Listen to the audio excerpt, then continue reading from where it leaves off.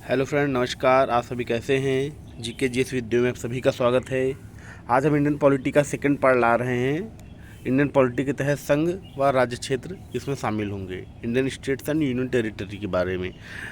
ठीक, संवैधानिक दृष्टि से देखा जाए तो संघ एवं राज्य क्षेत्र देखा जाए तो पहला चैप्टर माना जाएगा इसे। संघ एवं राज्य क्षेत्र के अंतर्गत जो चीज़ें बताई गई हैं वो पूरे संवैधानिक दृष्टिकोण से राज्यों के बारे में बताई गई हैं। राज्यों की सीमा कितनी होनी चाहिए, राज्यों की सीमा घटोत्तरी बढ़ोतरी में क्या बदलाव लाना चाहिए, राज्यों को दो बराबर भागों में बांटने के लिए, तो जितनी ये सब प्रोसेसिंग होती है वो संघ एवं राज्य क्षेत्र के अंतर्गत आ जाती है। ठीक है, इंडियन स्टेट और यूनियन टेरिटरी, जो केंद्र शासित प्रदेश हैं वो भी इसमें शामिल हो जाते हैं। ठीक है, तो इसमें आज इस पर चर्चा करेंगे पूरा A to Z सारा, जितने भी कॉन्स्टिट्यूशन हैं, जितने भी अनुच्छेद हैं संविधान के जो इस टॉपिक के अंतर्गत आते हैं वो सारे डिस्कशन चलेंगे। और साथ ही साथ इसमें लास्ट एक अपडेट रहेगा। अपडेट क्या रहेगा, अब ज़्यादातर जो कम्पिटेटिव बच्चे उनको जानकारी भी है।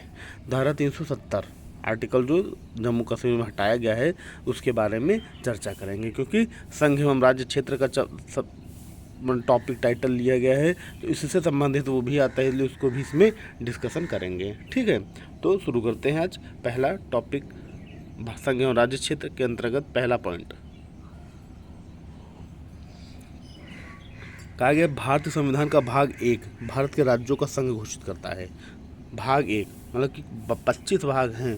पहले 22 थे जब बना था, लेकिन आज 25 भाग हैं। तो संविधान के भाग 1 पार्ट 1 में भारत को राज्यों का संघ घोषित किया गया है।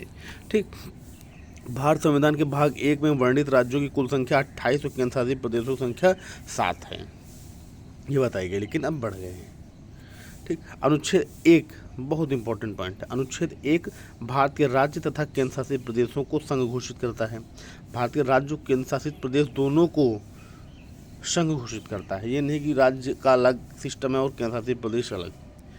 जो संवैधानिक कानूनी प्रक्रियाएं वो अलग हैं, जो प्रोसेसिंग उनकी अलग है, परंतु सभी एक भारत संघ के अंतर्गत आएंगे। ठीक, उसके अलावा अनुच्छेद 111 इसके द्वारा संविधान में हमारे देश को भारत अथवा इंडिया कहकर संबोधित किया गया है। संयुक्त राष्ट्र संघ में भी हमारे देश का नाम इंडिया ही है। मतलब अगर कहा जाए संविधान में भारत के कितने नाम हैं, तो संविधान में भारत के 2 नाम हैं, भारत एवं इंडिया। भारत एवं इंडिया, तो संवैधानिक दृष्टि से भारत के कितने नाम हैं? भारत के 2 नाम हैं, भारत या इंडिया। अर्थात हिंदी में भारत कहेंगे और इंग्लिश में इंडिया। ठीक, इससे एक है संबोधित किया गया। और संयुक्त राष्ट्र संघ यूनाइटेड नेशन ऑर्गेनाइजेशन में हमारे देश का नाम इंडिया ही लिया गया है, इंडिया ही कहा गया है। ठीक है, यानी हिंदुस्तान वगैरह इन सब शब्दों का जिक्र नहीं किया गया, भारत तथा इंडिया। ठीक, उसके अलावा अनुच्छेद 2 में बताया गया यह धारा भारतीय संसद को नए राज्य का गठन करने की शक्ति प्रदान करता है।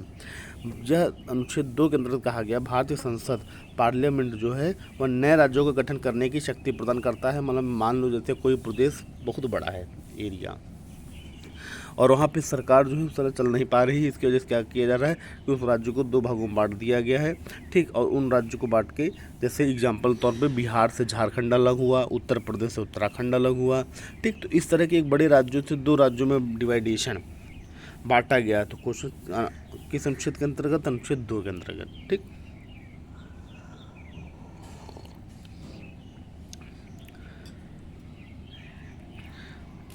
अब अगला पॉइंट आता है अनुच्छेद 3। यह धारा संसद को निम्नवत अधिकार प्रदान करती है। आर्टिकल 3 में क्या बोला गया? नंबर 1, वह संसद 2 या उससे अधिक राज्यों को मिलाकर एक राज्य बना सकती है।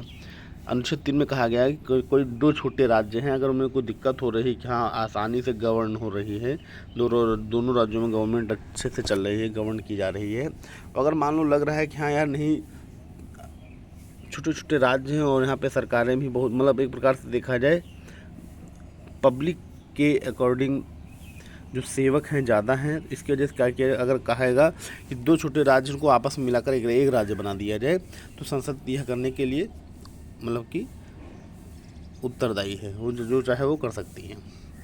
दूसरा पॉइंट, वह किसी राज्य की सीमा को बढ़ाया घटाया कर सकती है। नहीं, किसी भी राज्य की सीमा को घटा बढ़ा सकती है। इसकी सीमा पूर्वी सीमा 150 किलोमीटर बढ़ा दी जाए, पश्चिम सीमा 200 किलोमीटर बढ़ा दी जाए, मतलब कि सीमाओं को जो बाउंड्रीज उनको बढ़ाया घटाया जा सकता है। तीसरा पॉइंट है, वह किसी राज्य के नाम को परिवर्तित कर सकती है। पूर्व में नेफा, पहले नेफा नाम था, बदलकर अरुणाचल प्रदेश पड़ गया, तो संसद द्वारा ही किया गया है। जैसे पौंडीचेरी पहले थी, अब पुडुचेरी हो गई। पहले उड़ीसा था, आज ओडिशा कहा जाता है। ठीक, तो इस तरह जो नाम बदले गए हैं, जैसे बेंगलोर था पहले, अब बेंगलुरु हो गया। ठीक, तो इसी तरह जो नाम चेंज किए जा सकते हैं, वो किसी राज्य का नाम बदला जा सकता है। नेफा का नाम अरुणाचल प्रदेश है, इसे संसद द्वारा किया गया है। ठीक, ये 3 पार्ट हैं आर्टिकल 3 के अंतर्गत, ये 3 पार्ट हैं ABC। ठीक, नेक्स्ट पॉइंट 7th पॉइंट बोला गया, उल्लेखनीय कि शहरों के नाम में परिवर्तन का अधिकार संबंधित राज्य विधानमंडल को है। मद्रास का चेन्नई का, कोलकाता, मुंबई का मुंबई नाम इन शहरों को संबोधित राज्यों के विधानमंडलों द्वारा दिया गया। अब देखो कितना अच्छा पॉइंट आ गया। इसके पहले वाले बताया गया राज्यों का नाम परिवर्तित किया जा सकता है, उसके लिए बताया गया शहरों के नाम परिवर्तन करने का अधिकार राज्य की विधानमंडल को है। राज्य की विधानसभा है, वो नाम बदल सकती है। जैसे कर्नाटक में बेंगलुरु को बंगलुरु किया गया। ठीक, बेंगलुरु को बेंगलुरु किया गया। ओडिशा राज्य है, एक स्टेट है, तो उसको ओडिशा किया गया, तो आर्टिकल 3 के अंतर्गत। मतलब अगर किसी शहर का नाम बदला जा रहा है तो उस राज्य की विधानसभा यानी विधानमंडल द्वारा बदला जाता है। ठीक, नेक्स्ट पॉइंट है, स्वतंत्रता प्राप्ति के उपरांत ब्रिटिश प्रांत एवं देशी रियासतों को मिलाकर भारत में राज्यों की 4 श्रेणियों में बांटा गया है। जब देश आज़ाद हुआ तो भारत के राज्यों को 4 श्रेणियों में बांटा गया था। कौन कौन से हैं देखते हैं।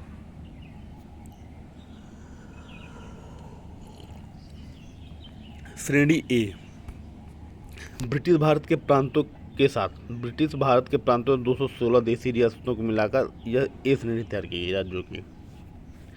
असम, बिहार, मुंबई, मध्य प्रदेश, मद्रास, उड़ीसा, पंजाब, संयुक्त प्रांत मतलब यूपी, संयुक्त प्रांत, पश्चिम बंगाल एवं आंध्र श्रेणी के राज्यों को पूर्ण स्वायत्तता प्रदान की गई। सबसे पहले इन राज्यों को, ठीक, संयुक्त प्रांत मतलब यूपी बेटा, ये श्रेणी ए में राज्यों को रखा गया। श्रेणी बी के राज्यों में 275, देखो इसमें 216 देशी रियासत, इसमें 275 देशी रियासतों को नहीं प्रशासनिक इकाई में गठित करके बी राज्य की श्रेणी में प्रदान की गई, जिसके अंतर्गत जो राज्य हैं वो निम्न हैं: हैदराबाद, जम्मू कश्मीर, मध्य भारत मतलब मध्य प्रदेश, मैसूर, पेप्सू, राजस्थान, सौराष्ट्र तथा त्रावणकोर। कोचीन, इनकी संख्या 8 थी। कितनी थी? 8 थी। इनकी संख्या कितनी है? 1 2 3 4 5 6 7 8 9 10। इनकी संख्या कितनी थी? 10 थी। इनकी कितनी थी? 8 थी। ऐसे राज्य थे जिन्हें कुछ दिनों तक संघ के अधीन रहकर स्वतंत्र होना था, कुछ दिन संघ के साथ रहना था, फिर स्वतंत्र होना था। ठीक, फिर बेटा आपका आ जाता है श्रेणी सी के अंतर्गत क्या बताया गया है? 61 देशी रियासतों को एकीकृत करके राज्य सी श्रेणी में रखा गया, जिसमें अजमेर, बिलासपुर, भोपाल, दुर्ग, दिल्ली, हिमाचल प्रदेश, कच्छ, मणिपुर, त्रिपुरा एवं विंध्य प्रदेश को राज्य। इनकी संख्या 10 थी। इनको संघ शासित प्रदेश थे। ये कैसे थे? ये संघ शासित प्रदेश थे। ठीक, ग्रुप सी में, श्रेणी सी में 61 देशी रियासतों को मिलाकर 10 राज्यों की एक संघ शासित प्रदेश के रूप में घोषित किया गया, ये जिसमें ये राज्य बताए गए। ठीक, श्रेणी डी में अंडमान तथा निकोबार द्वीप समूह, जो डी श्रेणी में रखा गया, यह भी एक संघ शासित राज्य था। भारत के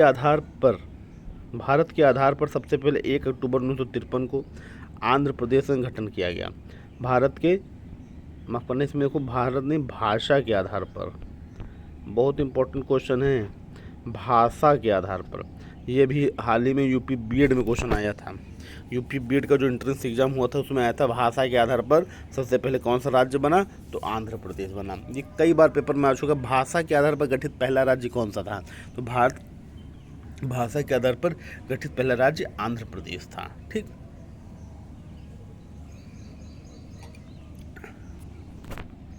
1953 ईस्वी में फजल अली की अध्यक्षता में एक राज्य पुनर्गठन आयोग का गठन किया गया। राज्य पुनर्गठन आयोग का गठन किया गया 1953 में।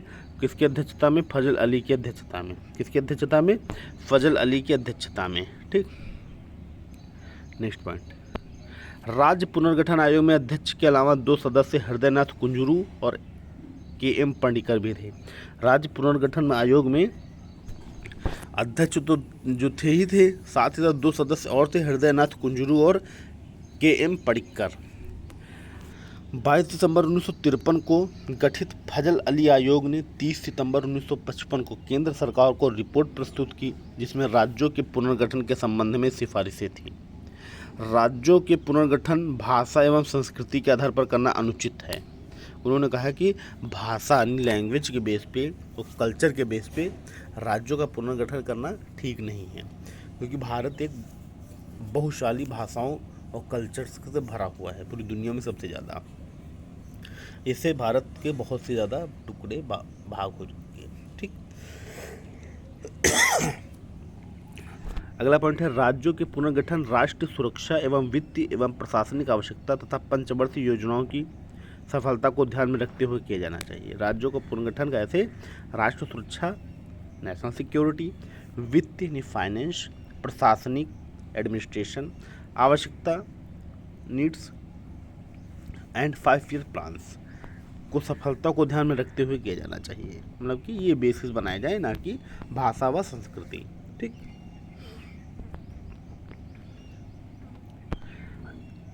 नेक्स्ट पॉइंट है ABC वर्गों में विभाजित राज्यों को समाप्त कर दिया जाए, इनकी जगह 16 राज्य व 3 केंद्र शासित प्रदेशों का निर्माण किया जाए।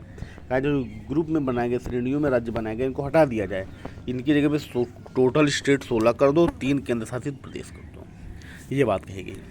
31 अगस्त 1956 को संसद ने आयोग की अनुशंसा मानते हुए 7वां संविधान संशोधन अधिनियम पारित किया। और 7वां संविधान संशोधन अधिनियम क्या था? राज्यों की संख्या 14 थी और 5 केंद्र शासित प्रदेश थे। राज्यों की संख्या 14 थी व 5 केंद्र शासित प्रदेश थे। ठीक, हिमाचल प्रदेश को राज्य का दर्जा 1970 ईस्वी में मिला। राज्य पुनर्गठन अधिनियम 1956 द्वारा एक नया राज्य केरल गठित किया गया 1956 में। 1960 में इसमें मुंबई प्रांत को विभाजित कर 2 नए राज्य बने, गुजरात एवं महाराष्ट्र बनाए गए। ठीक, मुंबई प्रांत को 2 भागों में बांट दिया गया, 2 नए राज्य बनाए गए, गुजरात एवं महाराष्ट्र बनाए गए। बहुत इंपॉर्टेंट पॉइंट है 17th वाला। ठीक, नेक्स्ट 1962 में नागालैंड का राज्य के रूप में गठन किया गया। नागालैंड का एक राज्य, नागालैंड राज्य बनाया गया। कब? 1962 में। 1960 में कौन बना? गुजरात महाराष्ट्र बने। ठीक,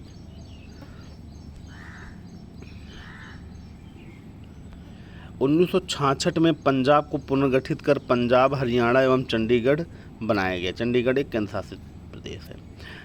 पंजाब, हरियाणा और चंडीगढ़ बनाया गया 1966 में। ठीक, 1972 में ईस्वी मणिपुर, त्रिपुरा, मेघालय का राज्य दर्जा दिया गया। 1972 में मणिपुर, त्रिपुरा एवं मेघालय राज्य का दर्जा दिया गया। ठीक, अब इसी के साथ कुछ खास बातें और हैं। 1986 ईस्वी में मिजोरम एवं अरुणाचल प्रदेश को पूर्ण राज्य दर्जा दिया गया। 1987 में गोवा को पूर्ण राज्य दर्जा दिया गया और 2000 में उत्तर प्रदेश एवं मध्य प्रदेश एवं बिहार को पुनर्गठित कर उत्तरांचल, उत्तराखंड, छत्तीसगढ़ कहाँ से लगा हुआ है बेटा? मध्य प्रदेश से। और झारखंड कहाँ से लगा हुआ है? बिहार से लगा हुआ है। ठीक, उत्तर प्रदेश उत्तराखंड, मध्य प्रदेश से छत्तीसगढ़ और बिहार से झारखंड का निर्माण हुआ है। ठीक, देशी रियासतों का एकीकरण किया गया। आज़ादी से पहले पूर्व भारत राज्य क्षेत्र 2 वर्गों ब्रिटिश भारत एवं देशी रियासत में बटा हुआ था। इन देशी राज्यों की कुल संख्या 600 थी। इनमें कोई 552 रियासतों को भारत संघ में विलय हुआ। 600 में 552 का भारत में विलय हुआ। उपरोक्त में से 3 रियासतें हैदराबाद, जूनागढ़ और जम्मू कश्मीर को भारत में विलय करने में काफ़ी मशक्क़त हुई। जूनागढ़ से रियासत भारत में जनमत संग्रह द्वारा मिलाया गया, उसका नवाब पाकिस्तान में मिलने के पक्ष में था। नेक्स्ट है हैदराबाद रियासत को सैन्य कार्यवाही द्वारा भारत में मिलाया गया। जम्मू कश्मीर का विलय पाकिस्तान कबायली आक्रमण के बाद वहां के राजा द्वारा विलय पत्र पर हस्ताक्षर करने के बाद हुआ। नेक्स्ट है इन तमाम विलयों में तत्कालीन गृह मंत्री सरदार वल्लभ भाई पटेल का सबसे बड़ा योगदान रहा। मतलब इन सब में जो सबसे इम्पोर्टेंट काम किया वो सरदार वल्लभ भाई पटेल ने सारे देसी रियासतों से बात करके, और भारत एक संपूर्ण भारत बनाने में सबसे बड़ा योगदान रहा। बहुत इंपॉर्टेंट पॉइंट, उस समय गृह मंत्री थे। संविधान सभा के अध्यक्ष डॉक्टर राजेंद्र प्रसाद ने 27 नवंबर 1947 को इसके दर की अध्यक्षता में भाषाई आधार पर राज्यों का गठन मूल्यांकन करने हेतु गठित किया। भाषाई आधार पर, तो इलाहाबाद उच्च न्यायालय के सेवानिवृत्त न्यायाधीश थे। कौन? इसके दर। समिति ने दिसंबर 1948 में सौंपी रिपोर्ट में राज्यों के पुनर्गठन प्रशासनिक आधार पर करने की अनुशंसा की। इसमें भी उन्होंने कहा भाषा के आधार पर सब मत करिए राज्यों का पुनर्गठन, वहाँ उन्होंने बताया प्रशासनिक आधार पर करिए।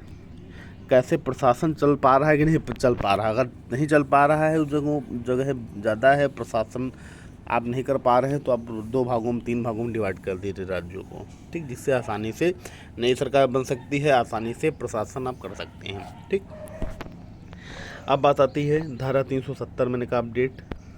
भारतीय संविधान का अनुच्छेद 370 एक ऐसा लेख है जो जम्मू कश्मीर को स्वायत्तता का दर्जा दिया। संविधान के भाग 21 में लेख का मसौदा तैयार किया गया। अस्थायी संक्रमणकालीन और विशेष प्रावधान जम्मू और कश्मीर की संविधान सभा को इसकी स्थापना के बाद भारतीय संविधान के उन लेखों की सिफारिश करने का अधिकार दिया गया जिन्हें राज्य में लागू किया जाना चाहिए या 370 को पूरी तरह से निरस्त कर देना चाहिए। बाद में जम्मू कश्मीर संविधान सभा ने राज्य के संविधान का निर्माण किया और अनुच्छेद 370 को निरस्त करने की सिफारिश किए बिना खुद को भंग कर दिया। इस लेख को भारतीय संविधान की एक स्थायी विशेषता माना जाता है। मोदी सरकार ने 5 अगस्त 2019 को राज्यसभा में एक ऐतिहासिक संकल्प पेश किया जिसमें जम्मू कश्मीर राज्य में संविधान का अनुच्छेद 370 हटाने और राज्य को विभाजन जम्मू कश्मीर और लद्दाख के 2 केंद्र शासित क्षेत्रों के रूप में करने का प्रस्ताव किया। जम्मू कश्मीर केंद्र शासित प्रदेश क्षेत्र में अपनी विधायिका होगी, जबकि लद्दाख बिना विधायी वाले केंद्र शासित वाले अपनी विधायिका होगी, जबकि लद्दाख बिना विधायी वाले केंद्र शासित क्षेत्र होगा। ये था किससे संबंधित? ये था आपका जब मोदी जी ने राज्यसभा में संकल्प पेश किया और ये अंततः फाइनली हो भी गया। तो जम्मू कश्मीर से 370 हटाना आसान काम नहीं, किसी के लिए, किसी सरकार के लिए नहीं था, और ये बहुत बड़ा काम था, और जिससे वजह से एक देश, एक राष्ट्र का निर्माण हुआ, और एक देश राष्ट्र के निर्माण के साथ साथ जो भारत का इतना बड़ा इशू था वो दूर किया गया।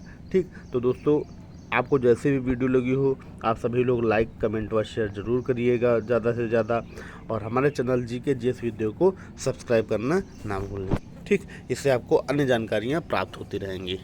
ओके, आप सभी का बहुत बहुत धन्यवाद, नमस्कार, और आपका दिन शुभ हो।